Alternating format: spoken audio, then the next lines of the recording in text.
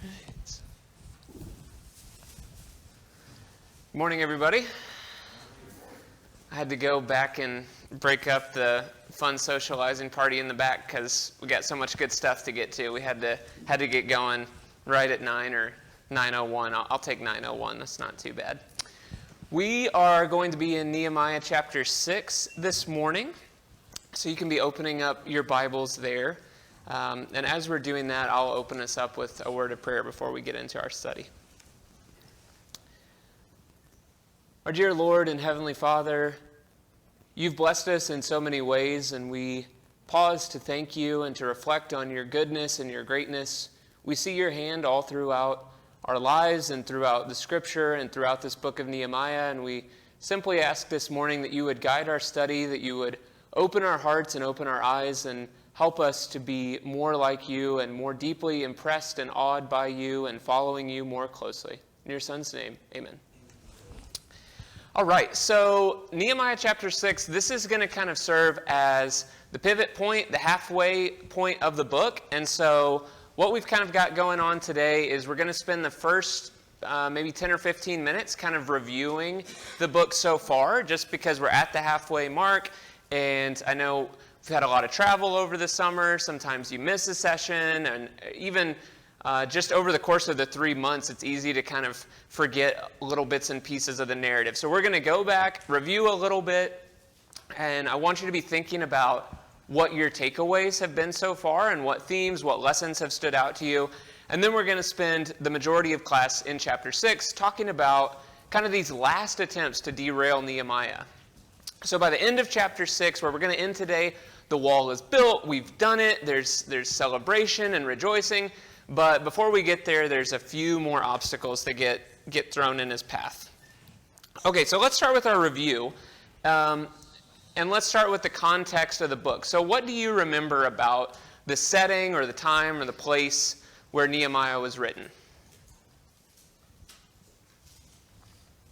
What's going on in the world here? Okay, good. So there's the return from exile. The people are allowed to come back from Persian captivity, and they start to kind of trickle back into the land. Good. What else?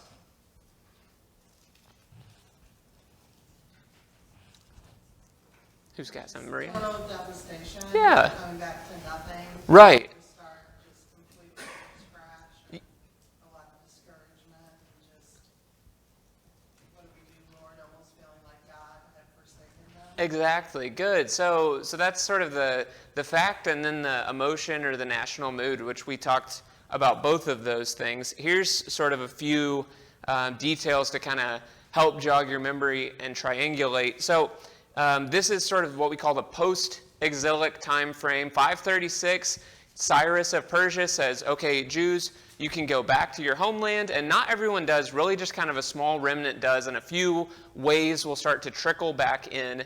And Maria's comment was really helpful for us to just be remembering the psyche of the people.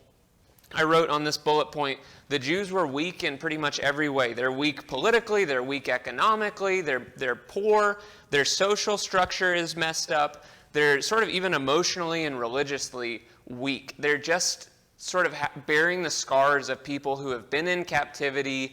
Life has not been easy, it's not gone well for them. As Maria was talking about, there's just a sort of a sense of discouragement.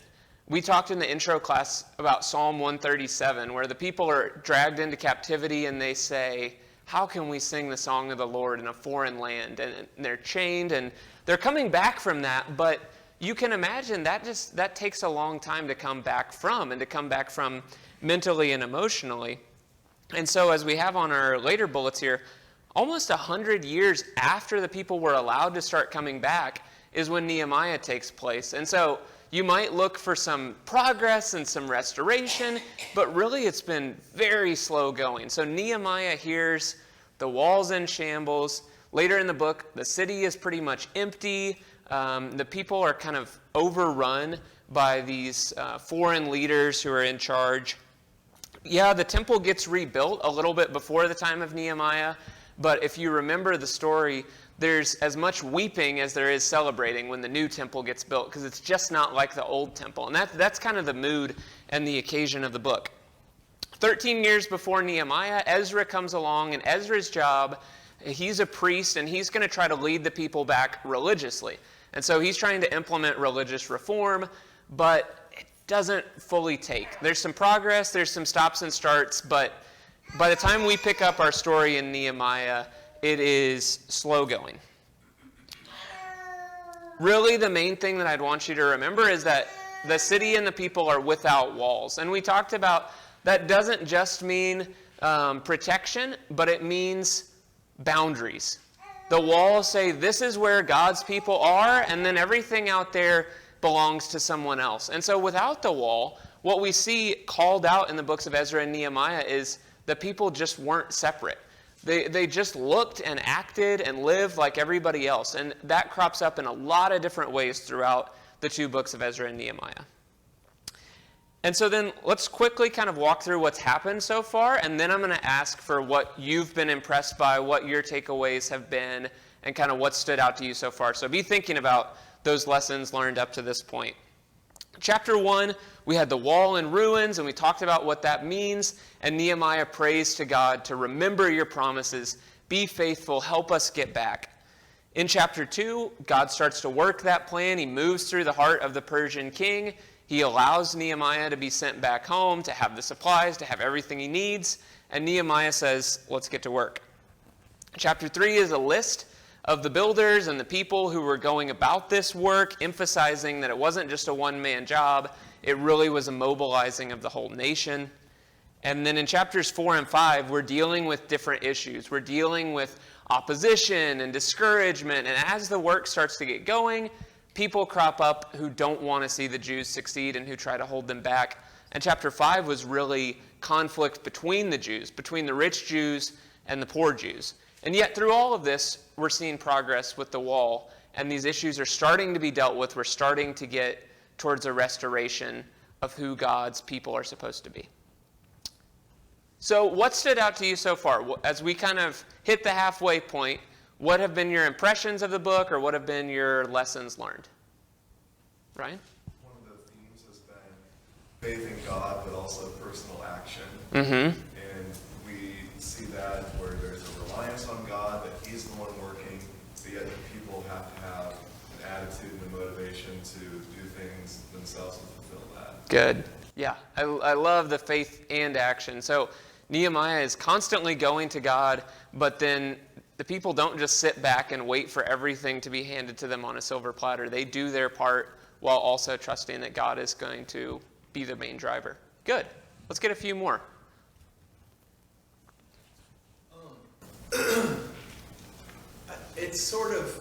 It makes me feel better about my own life, because one thing that I always question myself about is, why does everything always have to be so hard?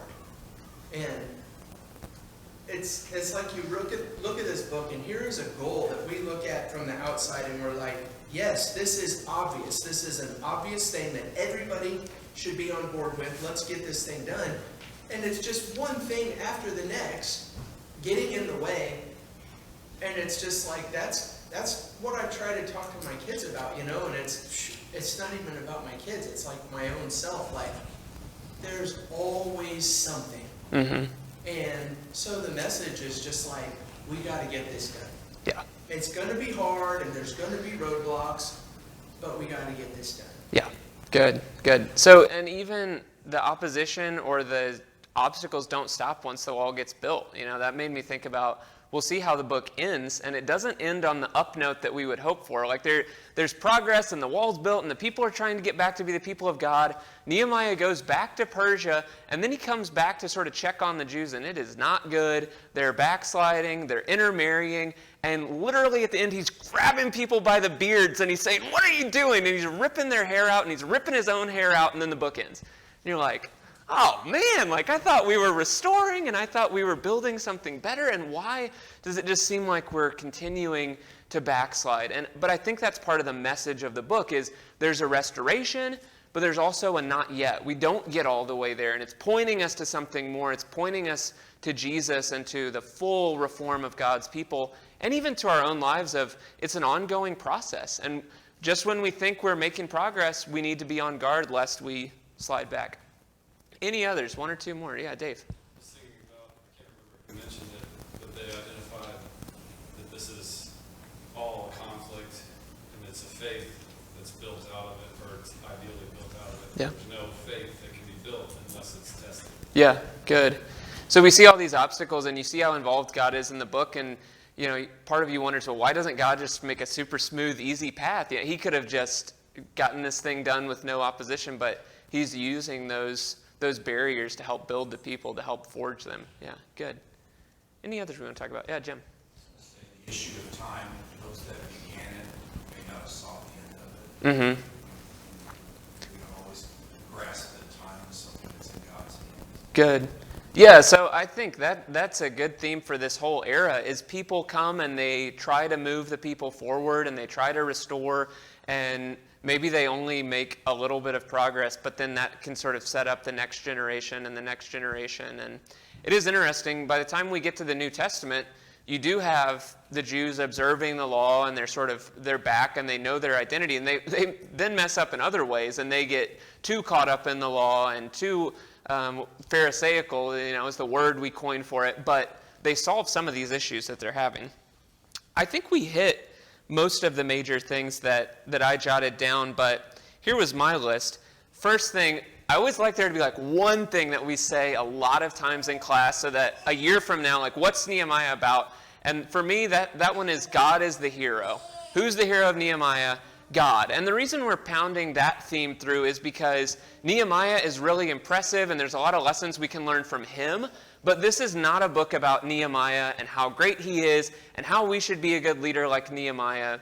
Those are secondary things. The point is that God is the hero and that God can work great things that we never thought were possible. And we see Nehemiah's diligence, my second point, in turning to the Lord before, during, and after every issue. That's kind of Ryan's faith plus action. So we're working, but we're also checking in constantly, praying to the Lord, looking for guidance to make sure that we're doing things right. Number 3, Ryan brought this one up, constant threats against the Lord's work. Constant threats, outside, inside, within, there's doubts, there's struggles. It just seems like that's never going to go away, and learning how to persevere through that, I think, is one of the big themes. We've talked a little bit in our review about the walls and our need to rebuild the walls, and even in our own lives to be distinctive people and to say, these are the boundaries, I am set apart. Not that we're great or special, but that through God we're supposed to be holy and looking separate from the world. And then the 5th one, I don't know that we've talked about this a lot, but we see God's desire to create a place where he can be with his people, right? Think about this whole idea of building the walls and rebuilding the city and rebuilding the temple and coming back God's people in God's place. That's a lot of the God's presence theme that we've been kind of tracing throughout the scriptures, all the way back from Genesis. God's desire to be with his people. I think you can see that in the way that he's working in this era as well. So we're about to jump into our section in Nehemiah 6. Anything else that we want to bring out on the review? All right, perfect. So just so you know where we're going in the second half of the book, after today the wall's going to be complete, and so now that we've got that established, we're going to go about the hard work of actually being that separate, set-apart people. And so we'll see a lot of themes about how the people are going to worship, how they study God's word, how they're supposed to give, how they obey. Talked about that backsliding into bad habits. So there's going to be a lot of practical things about what does it mean to be the people of God that we're going to see in the second half of the book. And today, we are finishing up the building of the wall, and there's 3 different obstacles that get presented before Nehemiah. The enemy gets to one last desperate push. Let's see if we can slow this down. And they throw 3 different things out to try to get in the way of Nehemiah. And we're going to use that to talk about temptations, how we can be ready for them, how we can arm ourselves, how we can be aware of our own soft spots, and how to get through obstacles. And finally, we'll talk about just what it means that the wall actually got completed. So let's get into our text. Let's see, a reader here. Jesse, would you mind to read chapter 6, verses 1 through 4? And we're going to talk about the first obstacle in Nehemiah's way. 6, 1 through 4. Now when Sanballat and Tobiah, and Geshem the Arab, and the rest of our enemies heard that I had built the wall, that there was no breach left in it, although up to that time I had not set up doors in the gates, Sanballat and Geshem sent to me, saying, Come and let us meet together at Akaphirim and to the plain of Ono, and they intended to do me harm. And I sent messengers to them, saying, I am doing a great work and cannot come down. Why should the work stop while I leave it and come down to you? And they said to me 4 times in this way, and I answered them in the same manner. All right, thank you. So here's what I'm calling the first attempt to derail Nehemiah, the pleasant invitation. And we look at the circumstances of these first few verses, and Nehemiah said the wall was almost done. We mentioned that we're right at the end. He said, all I got to do is put the doors in place. So the more that the work was getting completed, the more that the opposition was going to intensify. It's sort of a timeless principle that as God's work pushes forward, so too does opposition and resistance to it. And so this invitation is thrown out from Sanballat and Geshem. Come and let us meet together at Hakaphirim in the plain of Ono. And I put up the picture of the plain of Ono, this nice green valley. Nehemiah, why don't you come out here and let's have a little powwow. How do you feel when you hear that invitation? Suspicious? Okay, good. That's a good word choice. What else? Leery? Good. Yeah. My word was slimy, which I think gives the same idea. Slimy, underhanded. Just all we have to do is think of the source of who's sending the message, and you can almost feel like, well, I should just tune this out no matter what it is. These are the same people, of course, who have been opposing the wall. They've been laughing at the progress, and now they're kind of calling, let's have a little summit. Let's get you out of the city. You've been working so hard, Nehemiah. Just come out, take a little rest. Let's sit down. These people who were inviting him out, they were powerful people. They were well connected, and so maybe they had something to offer Nehemiah. Maybe they could come to some sort of understanding. I know we haven't worked together so well in the past, but why don't you just come out? Let's talk. It's the pleasant invitation. And you can picture if Nehemiah wasn't as convicted, just sort of this like, well, what could be wrong with this? I know my principles. The wall's almost done. Like, I'm just going to go out and talk to these guys, and it's fine. And I think that is the allure of the pleasant invitation. We're going to kind of think through all 3 of these attempts and kind of what they mean in a broader sense, or how they might come into our life. And sometimes temptation comes as a pleasant invitation. Just come along with us. It's going to be fun. It's going to be harmless. It's no big deal. That sort of language brought me to the book of Proverbs, where you have the immoral woman, and she's trying to get this foolish young man, and she says, it'll be fun. I've got everything set up. We're going to have our fill of love, and it's going to be a great time, and it sounds so appealing. And the father in the book is trying to say, it's not what you think it is. Don't go down that path. Or even a little bit later in the book of Proverbs, in Proverbs 9, you've got wisdom and folly both calling out. And folly says, come, be a part of this. Be a part of our group. Stolen bread is great. Like, we're going to have a good time doing immoral things. And I know when we're in Bible class on Sunday morning, it's easy to see that as an easy thing to turn down. But sometimes when we're in the moment, and it's people who we like or who we want to fit in with or who we want to go along with, the pleasant invitation is the most appealing one, because we just want to sort of go along to get along and not cause any problems and not always be so different all the time, and there's some appeal to go to it. Now, what was Nehemiah's response to this? How did he combat it?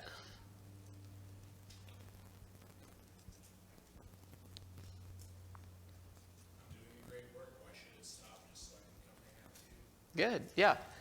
What do you think we can learn from the way that he dealt with that? Yeah, Ryan, you have a thought? I think one of the best ways to stay out of trouble is to be occupied with good work. Yep, perfect. That's exactly what I was hoping we would drive home here. That in this case, he was so busy doing the right thing that he just didn't have the time or the interest in doing the wrong thing.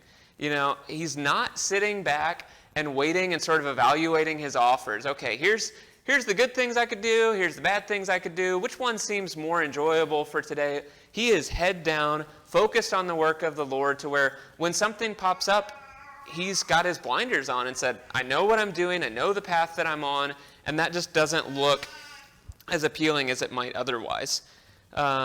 There's a lot of admonitions like this in the New Testament. One of the ones that I thought of was in 1 Thessalonians 5, where Paul charges the Thessalonians to be sober and steadfast and awake and just stay vigilant, stay prepared, that somebody's going to throw something out to you, and we need to be ready to bat that down, to know that pleasant-looking invitation really isn't all it's cracked up to be. And as Ryan pointed out, to be busy with the work of the Lord to where our hands are already occupied, and we don't want to put down that task to pick up something that's immoral. Any other thoughts that you have on that one before we go on to the second? Yeah, Lisa. I think about just the application for parents and being past that stage a little bit. It's so important. We want them to stay the course with the Lord, but then we don't facilitate the options to do the things to stay busy and keep their eyes focused. Maybe you don't build an entire lake house with them with their own two hands to keep them occupied, but you definitely have to be the one that says, I'm willing to drive them, to Emma on a Tuesday afternoon so they can go play in a creek or whatever. Yeah. Good thought. Good. The verse or the concept that I brought up to the kids in my cabinet camp this year was the parable that Jesus tells of the guy who has a demon and he cleans it out and then he keeps the house swept out and empty and doesn't fill it back up with anything, and then 7 demons come and overrun it. So we have this process of being aware and trying to stay away from the bad influences, but also staying busy with that which is productive and right. Let's go on to the second one. Brennan, would you read for us chapter 6, verses 5 through 9? In the same way, Sanballat for the 5th time sent his servant to me with an open letter in his hand. In it was written, it is reported among the nations, and Geshem also says it, that you and the Jews intend to rebel. That is why you are building the wall. And according to these reports, you wish to become their king. And you have also set up prophets to proclaim concerning you in Jerusalem, there is a king in Judah, and now the king will hear of these reports. So now come and let us take counsel together. Then I sent to him, saying, no such things as you say have been done, for you are inventing them out of your own mind. For they all wanted to frighten us, thinking, their hands will drop from the work, and it will not be done. But now, O God, strengthen my hands. Thank you. So what's the tactic here? How would you describe what the enemies are doing in this instance? Okay, yeah, blackmail. Yeah, good. I put rumors and lies. They're trying to basically smear him in one way or another. And what are the accusations that they make?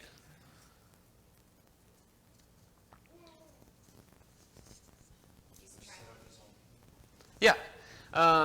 This guy wants to be a king, and it's kind of interesting they mention he's calling the prophets, and they're going to proclaim him like almost he thinks he's some kind of Messiah, and he's going to be the one who brings the Jews back to power, and they're hoping that they can sort of strike that nerve about the Jews rebelling and get the work stopped. I don't know if you remember back in one of our earlier class sessions, we talked about how the Jews in this era had the reputation of being rebellious people who were not very good subjects to an empire. And back in the book of Ezra, when Ezra is telling the history of this era, he mentions that the enemies used this very tactic to stop the building of the temple. They were starting to rebuild the temple, and the enemies said, if you let the Jews build a temple, they are going to make themselves a strong nation. And they said to the king of Persia at that time, a little bit earlier, just check the history records on the Jews, see what kind of people they are, and then let us know if you want to let them go forward with the building. And so the king gets the books off the shelf, he reads up about the Jews, and he thinks, this is not a good idea. These people do not like to be under someone else's thumb, and they stop the building of the temple. Well, now we fast forward a generation or two to the building of the wall, and they're going to try the same play from the same playbook. They even tried it earlier in chapter 2. This was the very first accusation they threw out, was to say, you must be rebelling against the king. And that's the most pointed thing that they could try to point out that would bring a swift end to this. If you're rebelling against the empire, it's over. These guys could barely muster any kind of army, the Jews, and if Persia wanted to come in and stamp this out, game over. What they really do, I think, is take a kernel of truth and then weave it into a falsehood. So is Nehemiah a strong leader of the people? Yes, he is. Was he sent here to be the ruler and governor of the Jews and to mobilize them? Yes, he was. Does he raise a sort of army? Yeah, he does, for protection, but he still raises an army. Is he building a defense around the city? He is, and so you can start to sort of weave this tapestry together, and then they start the rumor campaign. Oh, did you hear about Nehemiah? He's not going to be happy just staying governor. He's going to be king. Did you notice the format of the letter? It's an open letter, right? So the letters usually in this time are sealed. They've got the official imprint. We know where it's from. It makes it to the sender. Not this time. This is reply all. This is anybody I can talk to. You need to know what Nehemiah is up to. And even notice the accusation in verse 6. It's reported among the nations, exceedingly vague, and Geshem also says it. So we're just people are saying, and I found one person who's willing to corroborate that Nehemiah wants to become king. So it's vague, it's open-ended, it's an open letter, pass it around, did you hear? And they take something that has just a little bit of truth behind it and try to put it in a way that's going to put Nehemiah in a really bad light. Yeah? Not only that, I think it's crafty in terms of how they, they're trying to still get him to come meet. And after 4 attempts of them just saying, come meet us, not only is this a ploy to spread a rumor, but it's also an elevated game to try to get him to come meet. Because, most people would react like, wow, this is getting out of hand and ridiculous. I want to go stomp this out. Mm-hmm. And so that's the other angle. Yeah. Perfect. I'm glad you brought that out because that's their resolution. Hey, let's talk about this. We can make it end as quick as we made it begin, and he doesn't go for that. Yeah, Nick. I'm just reminded of what you said in the summary is that this whole book, the theme of it is God is the hero. And it's almost like their enemies don't see the bigger picture of this book or of the story of what God is doing here, and they see the Nehemiah story, and they see Nehemiah as the main character and the hero. But the real thing going on here is God is rebuilding the walls of his people. Mm-hmm. You can see Nehemiah really understands that because at the end of chapter 9 he says, "Oh God, strengthen my hands." Definitely. Yep. Good. And so we're already touching on it. How does Nehemiah respond to all of this slander against him? It's just an immediate shutdown. Mm-hmm. I've been trying to think about what is so off-putting about these adversaries. I think it's just the scheming nature that is so gross and terrifying. Mm-hmm. And I think a lot of times whenever I'm met with scheming, I want to go and I want to talk to them and I want to just silence them. But I was like, no, those are lies. We're not even going to have this conversation. Good. It's not profitable. Good. Yeah, Dave. And what Brian was saying, made me think of, there's no point in defending yourself Mm-hmm. because you're doing the right thing. You have no need to voice your defense. Perfect. Exactly. And the ultimate example that we're probably many of us thinking of is Jesus on the cross, and he doesn't return reviling for reviling, and he opens not his mouth, and he doesn't even dignify the charges with a response, and that is his way of staying above it all. And I think we're doing a really good job of getting to what's the real temptation here, and that's to be prideful and to sort of say, well, I don't deserve this. Isn't true. I need to fight this. I need to combat this. I need to get in the mud with these guys or go meet these guys and go iron this out. Think of all that Nehemiah gave up to travel from Persia, to lead this little ragtag group. We read in chapter 5, he doesn't take on all the nice things of the governor. He's just out there building a wall. He's sort of suffering along with the people. And you could understand if he wanted to say, I don't deserve this. I need to clear my name. I need to come out guns blazing and set the record straight. And he's just not concerned about any of that. He's willing to let these people slander his reputation, and he just simply says, it's not true. I don't have time to engage with this. and stays about the work and doesn't get baited into a fight, even a fight where he had the right to do so or where he had the upper hand. Jonathan, did you have something? All right, cool. Yeah, Ryan, go ahead. One thing I think about this, I'm not sure it's a one-to-one parallel, but it's what it reminds me of. It's not just for me to be a Nehemiah, but also for me to not be, and don't operate in the way that these guys operate. Mm-hmm. And one of the things that pops into my head, and everybody's heard it a million times just because I hate it so much, is no conversation ever starts with, hey, let's talk about this. It always starts with, lots of people have said, or lots of people are saying, and it's just like, my response is, if you immediately want me to stop listening to you, that's how you start your sentence. Mm-hmm. But then sometimes I find myself taking that approach because it gives some sort of a oomph to what I'm saying. It's like, let's just address things on the merit of the thing. Yep. Rather than trying to create these built-up scenarios like these guys are doing in this book. Exactly. Just stirring things up and trying to get some kind of false credibility behind it.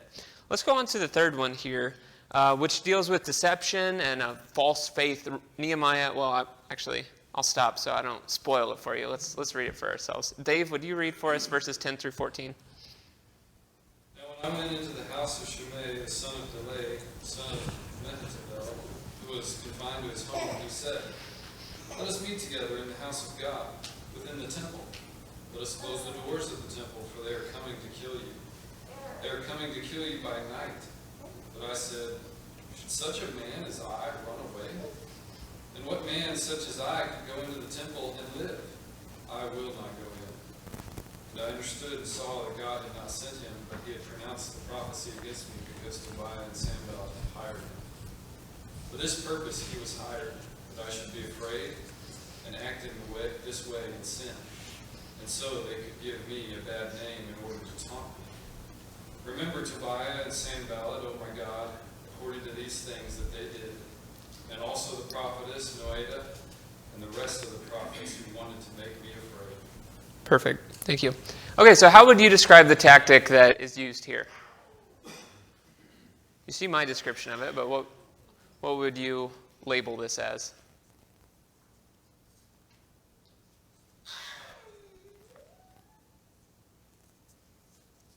Almost the same attempt similar to Daniel, where they're trying to, or the book of Daniel, where they're trying to get them to do something against their faith. Mm-hmm.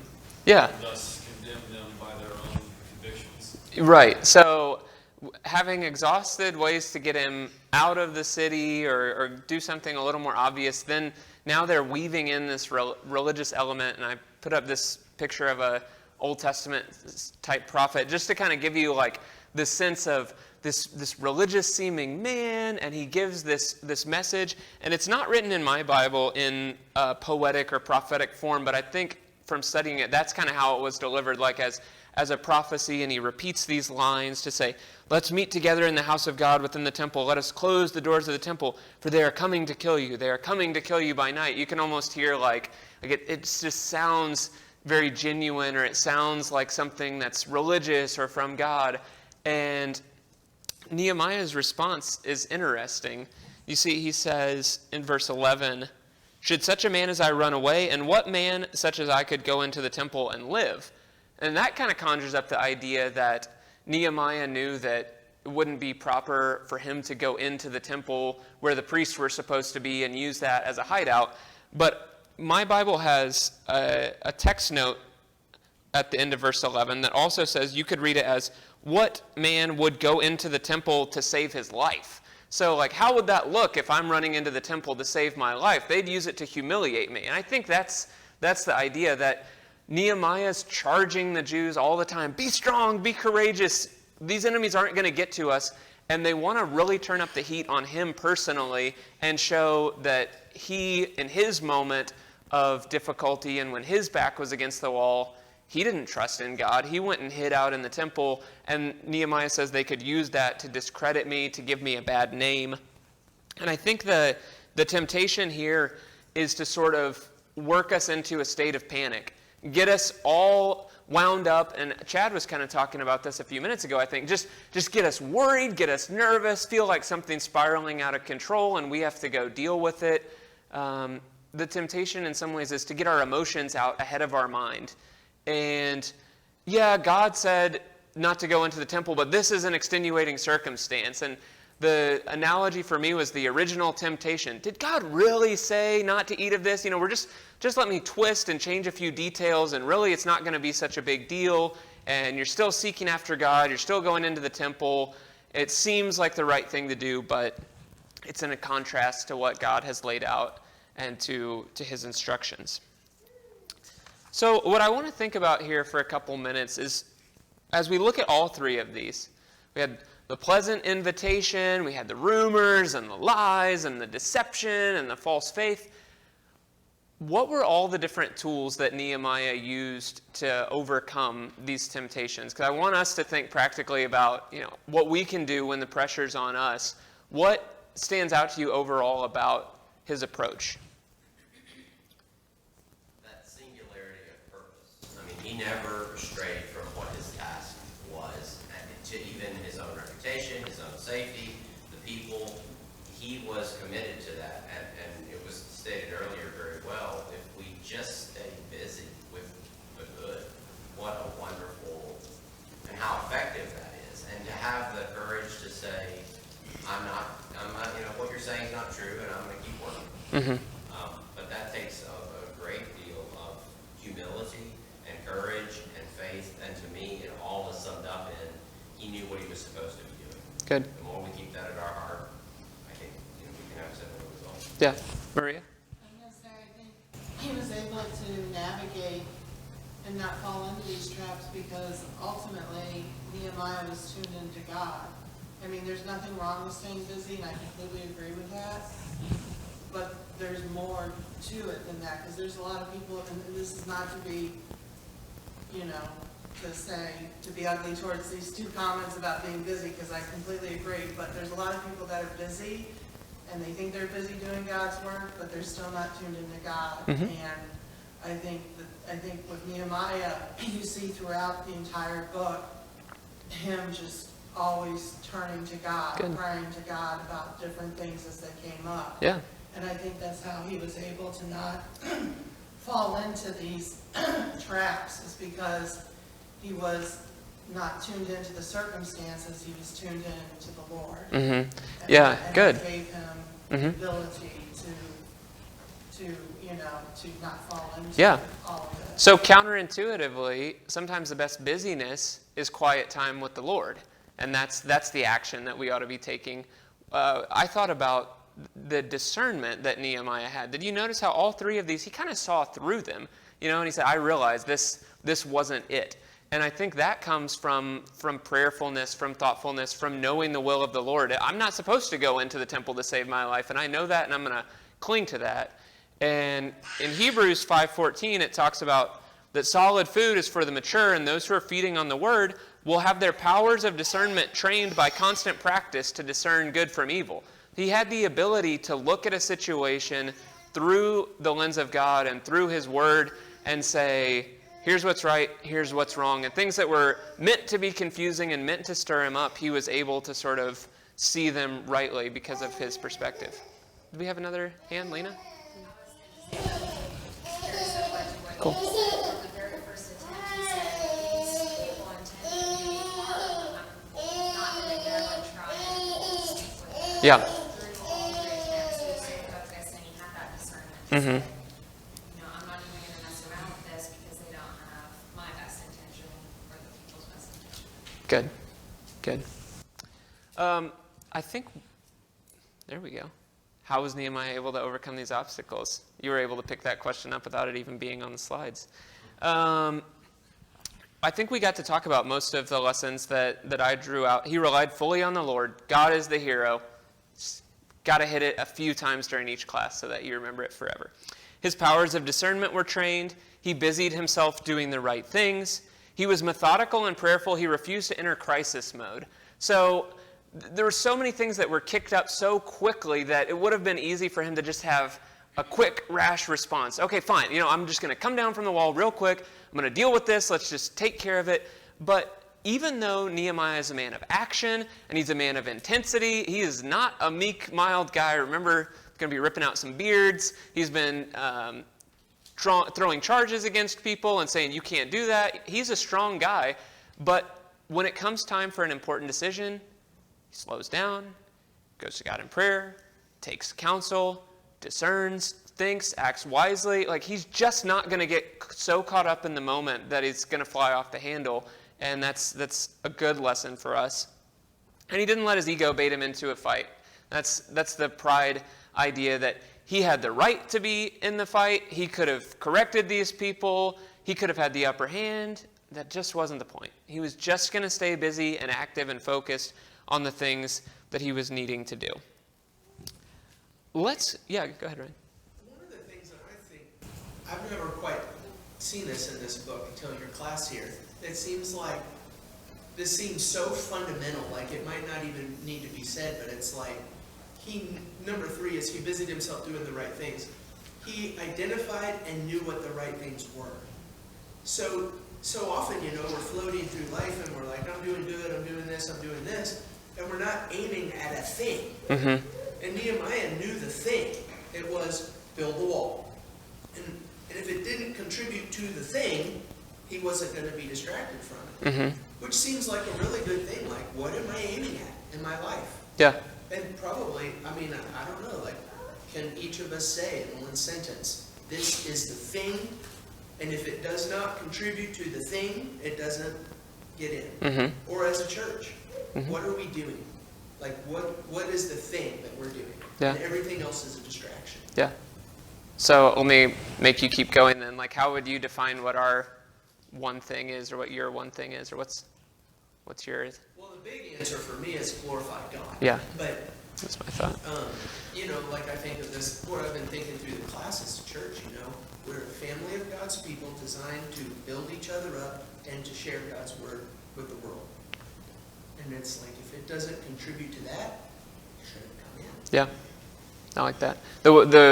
My simple one that I try to lean on is I need to be either building us up inside or looking for people to invite in from outside. And most things can get boiled down into one of those two things. And if it's not about that, then it's probably just a sideshow or distraction.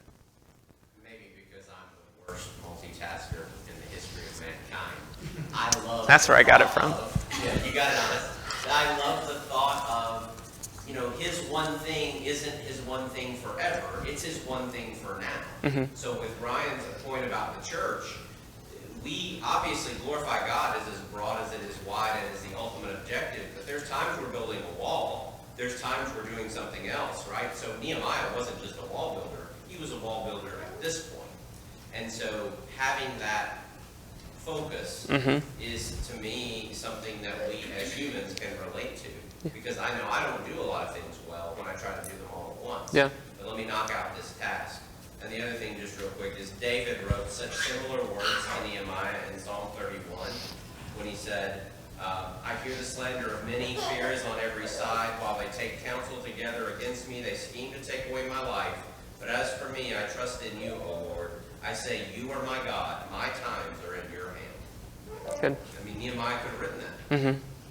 So I like your point there. Maybe that's food for thought, because sometimes we're trying to work on a dozen things at once spiritually, and it just seems like it's hard for anything to go ahead. And obviously, there is a multifaceted aspect of it. But if we just really said, right now, my main focus is growing my prayer life, and then I'm still looking for other opportunities, or my main focus is to invite my friends and neighbors to study the Word, like just to have an area of improvement and to buckle down on that for a little bit to where we can actually follow up on it, follow through on it, and try to do something better instead of juggling quite so much. Was there another hand? I was just going to add to the comments that were made around how he was focused on the mission and didn't let them, like you did, pull him into something. The other thing I noticed is he didn't go on a counter as well. He could have very well, which probably is something I would, I'll get them, right? I could have took the letter, posted it on the wall, and said, see what they're trying to do? Mm-hmm. He didn't even counterpunch or didn't even try to go back and outsmart, which he probably could have very well done. Yeah, very good. Again, that would have been Good. well. And circle back to, so there's an offensive piece he did not go down, there's a defensive piece he did not go down. Good. Well said. Awesome. So for next time, we're going to start at the end of chapter 6 because I want to really do justice to the wall being built. That is like the crescendo of the book. We finished the work, and we're going to talk about what that means, and then we'll go on some into chapter 7 and 8. So be ready for that next week, and thanks for the good discussion.